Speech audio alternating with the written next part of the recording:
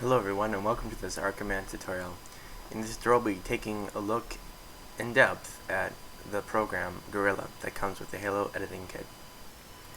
I'm going to double click on my shortcut to the Halo Custom Edition root directory, which is in your local C, Program Files, Microsoft Games, and Halo Custom Edition, unless you specified otherwise. If you can't find this, just right click on your shortcut on your desktop, like Halo or Halo Custom Edition shortcut, and then just go Open Location, or go Properties and Open Location. If you're running XP, it says Find Target. Click on that, folder should open, and you should be there. Alright. Now, go ahead and click on Guerilla. So it'll open up like this, and this is your main layout for Guerilla. Now, Guerilla opens tags. Tags make up almost every bit of the settings in Halo Custom Edition. They also contain data, like stuff that you've compiled from 3ds Max, pictures, and sounds, and they have all the settings that you'll be using to modify your map. There are some settings in Sapien that you use, but most of the settings are in Guerilla, and you'll probably be using Guerilla longer and more often than you will be Tool or Sapien, especially in the beginning of making your map process. Alright, so now that we've gone over what Guerilla does, let's open a tag. We can really open up any tag we want. There's a lot here. You can see that I have a lot of tags in my root directory folder, which is pretty lazy of me, but I don't really care. And these are the tags from my Zelda.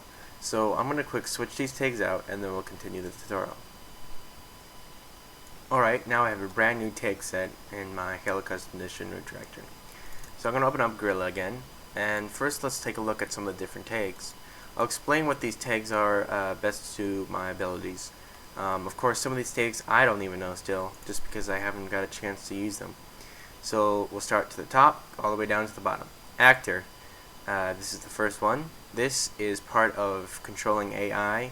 The actor contains lots of settings, like choosing the biped, I believe, and it has most of the settings for the for setting up like the models and stuff like that for AI. Then we have our active variant tag. This just has some finalizing different stuff. This is where you can put in some variants. You connect the actor variant to the actor. The actor is like the base, and then the actor variant is what you actually use in Sapien, and this has just some other settings. Antenna. Antenna is for creating antennas on vehicles or whatever else you might need. This has some physics and some technology built into this tag that makes the antennas wave back and forth. So this tag contains the technology capable of creating that antenna feel. Biped. Bipeds or any player or AI in the Halo engine.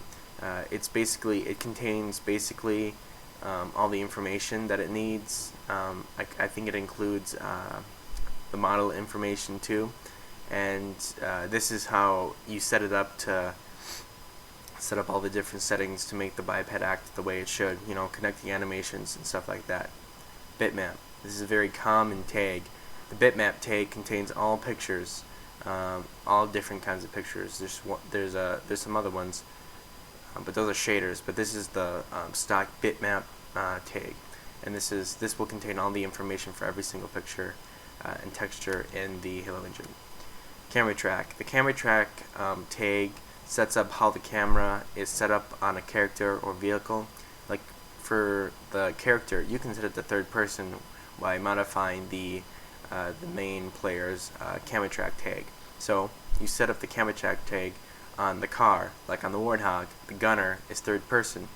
The seat is third person, but the right seat, the one that's not driving, it's first person. Well, actually, maybe it is. I can't remember. I don't play Halo much anymore. But on different vehicles, it's first person, and it's third person usually. But when you're playing just as you, it's first person.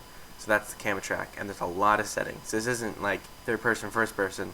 There are like tons and tons of variables you can put in so that the camera acts in different ways. Pretty cool.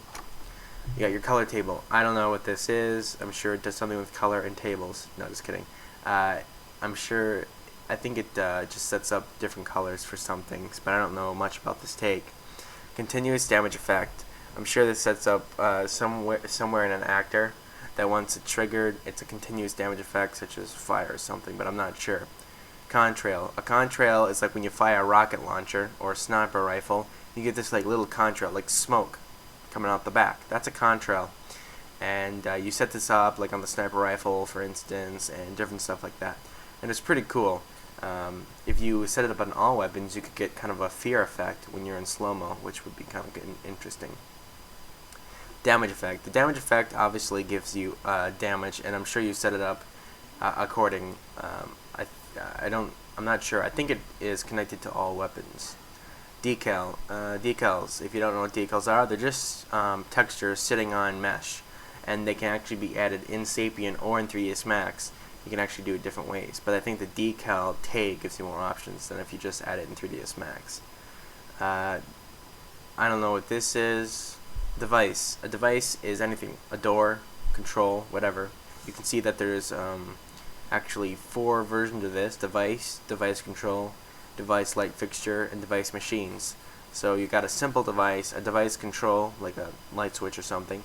You have a light fixture, which is probably controlling some type of light. And then you got a device machine, which would be a little bit more intricate. Dialogue. Dialogue is just a dialogue, you know, in the single player, but mainly used in single player when people are talking and trigger stuff, and you set all the sayings up. And these are huge files with just like every sound effect from Master Chief, Cortana, and all the different bipeds. So this part organizes everything. Effect, and I'm sure. Okay, so then this tag is just some type of effect, I'm sure, and it just sets that up. Equipment. We all know what that is, right? You know, weapons and stuff, and you know, different stuff.